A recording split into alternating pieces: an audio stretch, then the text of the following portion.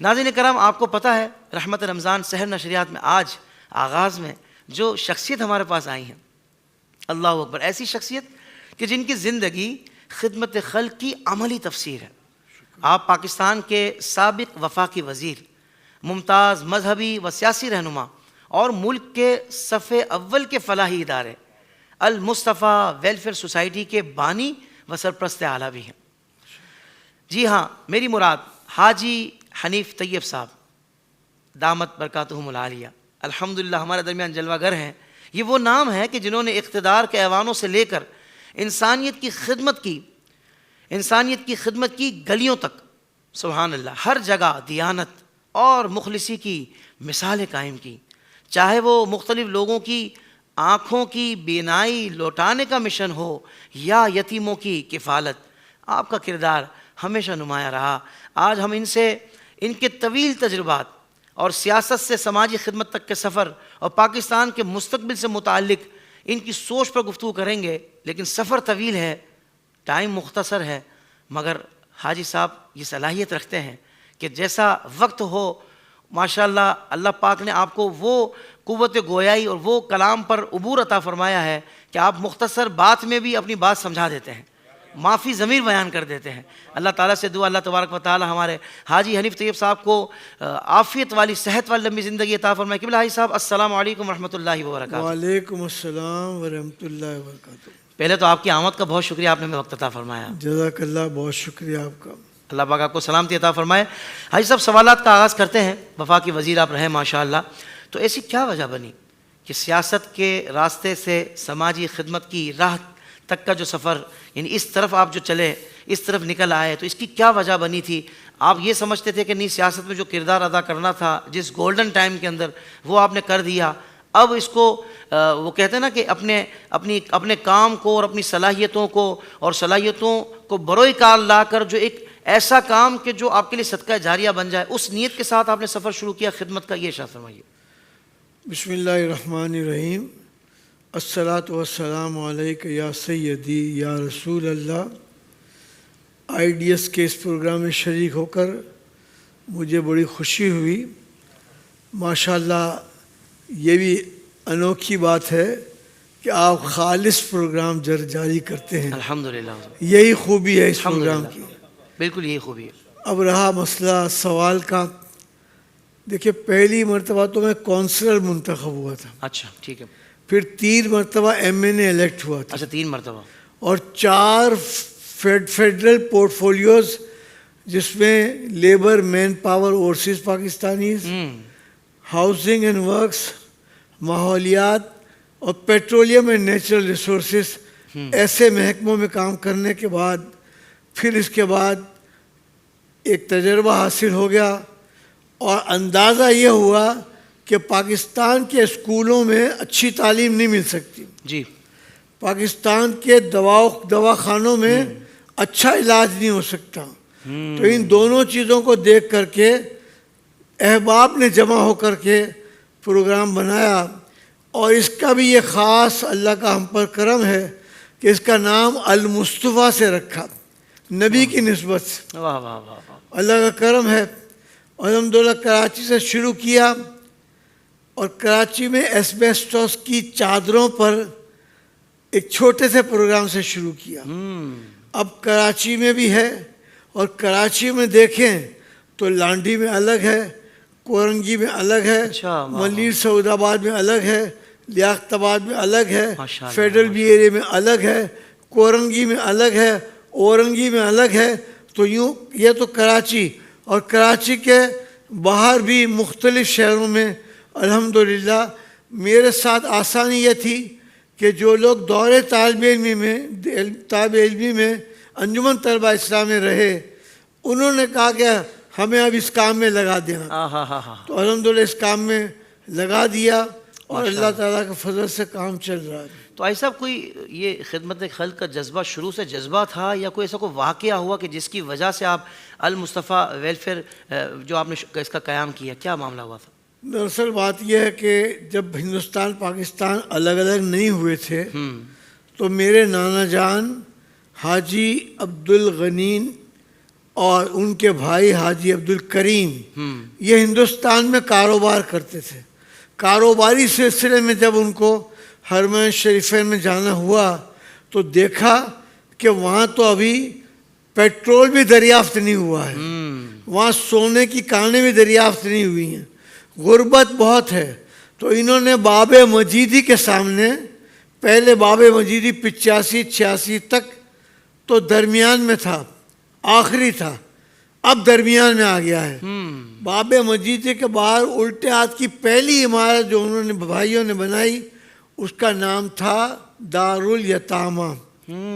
ہمارے ذہن میں بھی یہ بات ماں سے, خالاؤں سے, ماموں سے سنتے سنتے ذہن میں آئی کہ ہمیں بھی کوئی ایسا کام کرنا چاہیے. اور اس یتیم خانے کا افتتاح اعلیٰ حضرت کا نام آپ نے لیا, ان کے 2 جید خلفاء مولانا شاہ عبد العلیم صدیقی رحمۃ اللہ سبحان اللہ رحمہ اللہ اور مولانا ضیاء الدین مدنی رحمۃ اللہ, سبحان ان اللہ, دونوں نے افتتاح کیا. واہ واہ واہ واہ. افتتاح کرنے کے بعد ان لوگوں نے, پہلے تو کینچی سے افتتاح نہیں ہوتا تھا, دعا ہوتی تھی, دعا ہوتی تھی. دعا ہوئی, افتتاح کیا, پھر اس کے بعد کہا آپ دونوں حاجی صاحب کا مبارکباد کے قابل ہیں کہ آپ نے شروع کر دیا. واہ واہ واہ. لیکن جب مسجد نبوی کی توسیع ہوگی تو یہ یتیم خانہ بیچ میں رکاوٹ بنے گا. تو ان کا آپ تجربے کار آدمی ہیں, آپ بتائیں ہم کیا کریں. ان کا آپ ایک حکومت کے نام ایک ڈیڈ لکھ کے دے دیں کہ جب بھی مسجد نبوی کی توسیع ہو تو یہ یتیم خانہ شہید کر دیا جائے, اور یہ زمین جو ہے ہماری طرف سے سرکاری جو بھی کمپنسیشن ہو اس کو شامل کر کے مسجد نبوی کی تعمیر میں لگا دیا. واہ واہ واہ واہ. الحمدللہ اب جو اس وقت مسجد نبوی ہے اس میں ہمارے خاندان کے لوگوں کی تعمیر کی مدد بھی شامل ہے. اور میں جب بھی جاتا ہوں تو اب جو باب مجیدی ہے اس کے بعد الٹے ہاتھ پر جو قالین ہیں وہاں بیٹھ کر اپنے بزرگوں کو یاد کرتا ہوں. اور یہ سارا فیضان ظاہر اعلیٰ حضرت کا تھا اور مولانا ضیاء الدین مدنی صاحب کا تھا, مولانا شاہ عبد العلیم صدیقی صاحب کا تھا. اللہ تعالیٰ ان کے درجات بلند فرمائے. آمین اللہم آمین. ایسا ہم نے تو یہ دیکھا ہے کہ بھائی ادارہ فلاحی ہو یا دیگر کوئی ہو اس طرح کا کہ جس میں خدمت خلق کا معاملہ ہو, بنا لینا آسان ہوتا ہے پر اس کو چلانا مشکل ہوتا ہے. بہت مشکل. کیا مشکلات آپ کو آئیں اتنے لمبے سفر میں؟ چلیں وہ تو پہلا آپ نے بنایا ہوگا تو اس وقت تو لوگوں کو تو سمجھانا پڑتا ہوگا بھائی ہم کیا کرنا چاہتے ہیں. آج تو وہ کہتے ہیں نا کہ آپ کی خدمات اظہر من الشمس ہے, یعنی اب تو سورج کی روشنی کی طرح ہے کہ ہر بندہ دیکھ رہا ہے کہ المصطفیٰ ویلفیئر کس طریقے سے اپنا کام کر رہا ہے. تو ایسا کیا مشکلات اس سفر میں آئی اگر آپ بتانا مختصر میں بتانا چاہیں؟ دراصل بات یہ ہے کہ اس کا نام چونکہ المصطفیٰ ویلفیئر سوسائٹی رکھا گیا جی, تو یہ نام کوئی کام بگڑنے نہیں دیتا, اللہ بگڑے بھی بنا دیتا ہے. سب نام ہے محمد صلی اللہ تعالیٰ. اللہ سبحان اللہ. اس نام نے تمام مشکلات کو آسانیوں میں تبدیل کر دیا. مثال کے طور پر جی, ایک ہونٹ کٹے بچے کا آپریشن کرنا یہ کار دارد ہے, مشکل کام ہے. المصطفیٰ اب تک 68,000 ہونٹ کٹے تالو کٹے بچوں کی فری سرجری کر چکی. اللہ اکبر, پیسہ نہیں لگا اس میں. اللہ اکبر. بس وہ آ کر بتا دیتے ہیں, ہمارا سٹاف دیکھ لیتا ہے, عمر دیکھتا ہے, سارے معاملات دیکھتا ہے اور ان کی سرجری ہو جاتی ہے. جو ہونٹ کٹا بچہ اور اس کے والدین روتے ہوئے آتے ہیں, جب جاتے ہیں اور ٹھیک ہو جاتا ہے تو خوش ہو کر دعائیں دیتے ہوئے جاتے ہیں. اللہ کا کرم ہے. سب فگر بہت بڑا ہے سب, 68,000 ماشاءاللہ سرجریز, ماشاءاللہ. اللہ تعالیٰ آپ کی ان خدمات کو بھی اپنی بارگاہ میں قبول فرمائے. تو پھر یہ آنکھوں کا علاج, یہ اس شعبے پر آپ نے بڑے خاص توجہ فرمائی ہے, تو آنکھوں کے علاج کے حوالے سے بھی کیا فیکٹ اینڈ فیگرز بھی ارشاد فرمائیں؟ دراصل ہمارے اس تمام اسمارٹ فون اور دیگر چیزوں نے بھی اور بہت ساری چیزوں نے انسان کو موتیا کی بیماریوں میں مبتلا کرنا شروع کر دیا. اس کی تعداد بڑھتی جا رہی ہے, تو بڑھتی جب جا رہی ہے تو ان کا علاج بھی کرنا چاہیے. تو اس کا علاج کرنے کے لیے پھر یہ موتیا کی سرجری جو 2.5 لاکھ سے زیادہ اس وقت ہو چکی ہے, free of charge. 2.5 lakh 2.5 lakh سے زیادہ ہو. ماشاءاللہ ماشاءاللہ ماشاءاللہ. اللہ کا کیا بات ہے بھائی، کیا بات ہے ناظرین کرام. یہ سننے میں بھی ہمیں 2.5 لاکھ لگ رہے ہیں، تو یہ 2.5 لاکھ آپریشنز موتیا کے حوالے سے، آنکھوں کے حوالے سے بہت بڑی خدمات ہیں.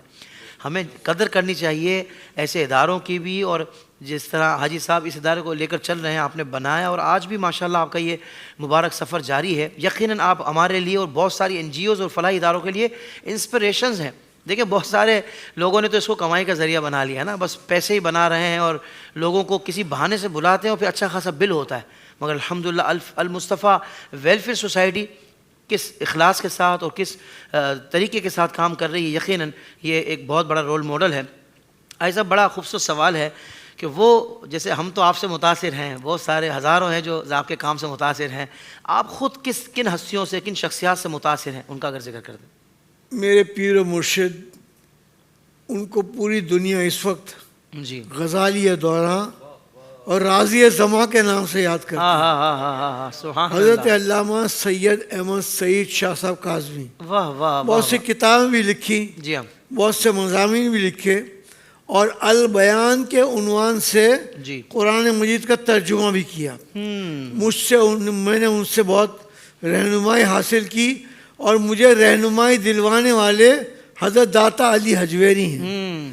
ایک مرتبہ میں عرس میں گیا اور میں نے کہا داتا صاحب میں یہاں سے جاؤں گا نہیں، مجھے بتا دیں کہ میرا پیر کون ہے. تو مجھے تھوڑی دیر میں بات سوچتے سوچتے نیند آ گئی، اور مجھے خواب میں کسی نے کہا کہ آپ کل صبح ملتان چلے جائیے اور علامہ کاظمی صاحب سے مرید ہو جائیے. اللہ سبحان اللہ. ان سے میں بیعت ہوں، اور یہ لقب ان کا اپنایا ہوا نہیں ہوا، ہمارے سارے علماء نے متفقہ طور پر ان کو اس لقب سے نوازا ہے. وہ تنظیم المدارس اہل سنت کے بھی پہلے صدر تھے، وہ جماعت اہل سنت پاکستان کے بھی پہلے صدر تھے، وہ جمعیت علماء پاکستان کے بانی ارکان میں سے تھے. تو ان سے بہت کچھ سیکھنے کو ملا. اللہ ان کی عظمتوں کو اور چار چاند لگائے. دیکھیں ناظرین اکرام، یہاں بھی نسبت کام آتی ہے. ہاں نسبت کام آتی ہے جو آپ کو یہاں وہاں نہیں ہونی دیتی، افراط و تفریط کا شکار نہیں ہونے دیتی. ورنہ یہ جو فلاحی کام میں بھی بعض اوقات بندے اچھے عزم اچھی نیت کے ساتھ شروع کرتے ہیں، مگر حالات کبھی ان کو دوسری جانب لے جاتے ہیں، کبھی کسی جانب لے جاتے ہیں، جس سے ان کا ایمان اور عقیدہ اور نظریہ بھی متزلزل ہو جاتا ہے.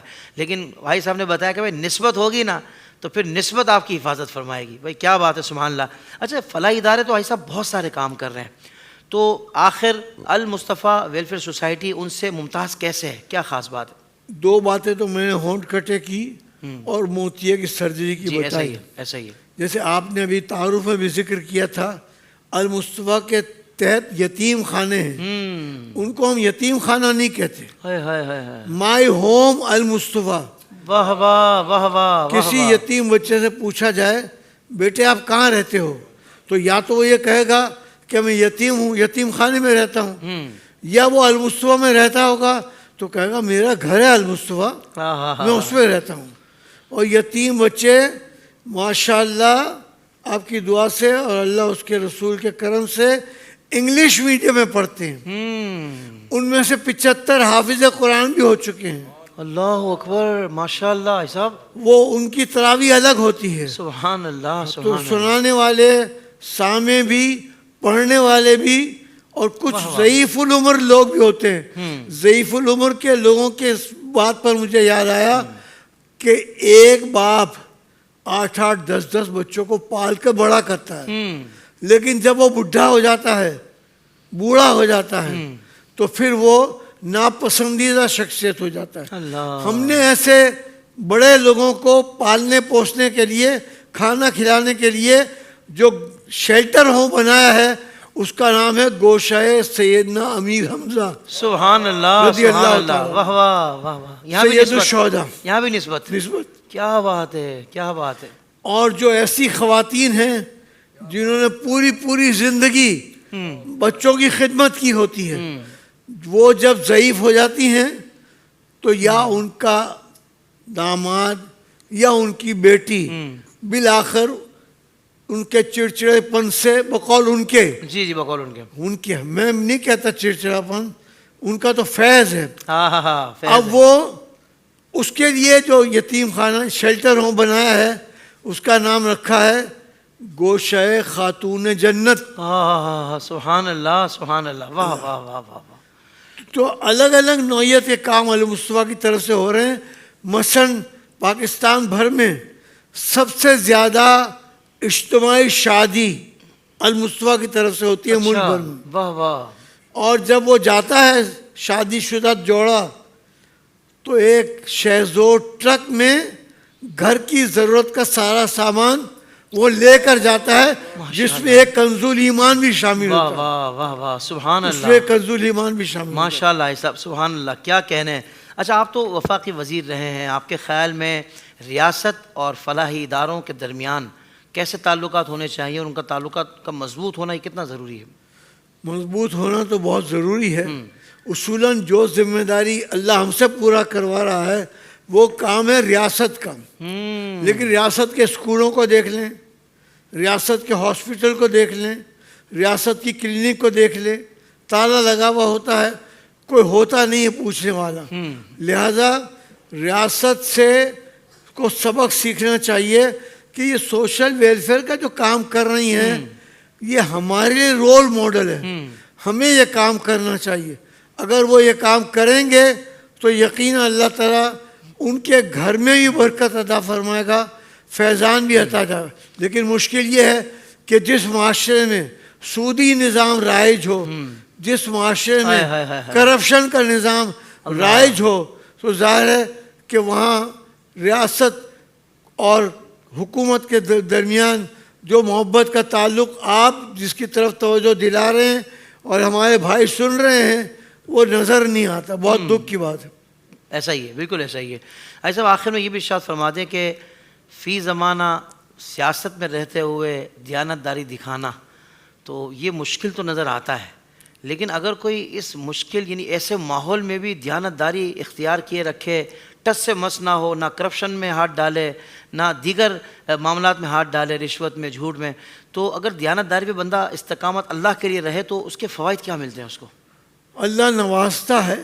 مثال کے طور پر ایمانداری سے کام کرنے کا فائدہ یہ ہوا کہ خانہ کعبہ کے ایک غسل شریف میں شریک ہوا اور 55 منٹ تک خانہ کعبہ کو اندر سے غسل دیا. سبحان اللہ سبحان اللہ سبحان اللہ. اس کے بعد یہ بھی خیال تھا کہ کبھی یہ حسین روضہ رسول کھلے اللہ اور اس میں مجھے جانے کا موقع مل جائے. اللہ اللہ اللہ. تو رمضان کی 28ویں شب کو وہاں بھی روزہ اقدس کا دروازہ کھلا. وہ حجرہ فاطمہ ہے جس کی تالے پہ لکھا ہوا ہے هو الحبیب الذی ترجا شفاعتہ، اور اس سے یہ فقیر اندر گیا، حاضری دی، اور وہاں ایک خاص بات جو اس کو ریپیٹ کریں IDS کی طرف سے بار بار کہ جب روضہ رسول پر ہم حاضری دیتے ہیں اور الٹے ہاتھ پر جو پلر ہوتا ہے، ایک تو ہوتا ہے بیم جی اور ایک ہوتا ہے پلر، صحیح، اس پلر پر آج بھی لکھا ہوا ہے الصلاۃ والسلام علیک یا اول خلق اللہ.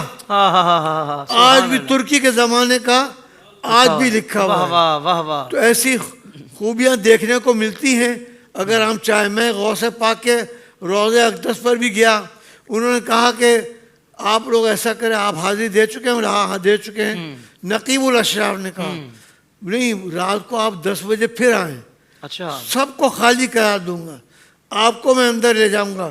اور ہمارے وفد کی روحانی قیادت حضرت علامہ مولانا سید شاہ تراب الحق قادری رحمۃ اللہ علیہ فرما رہے. اللہ سبحان اللہ سبحان اللہ. مولانا شاہ تراب الحق اندر تو گئے لیکن انہوں نے فرمایا اعلیٰ حضرت نے لکھا ہے کہ اتنی مقدس جگہ پر اتنا قریب زیادہ نہیں بیٹھنا چاہیے. صحیح صحیح، زیادہ لہذا آپ باہر آ جائیں.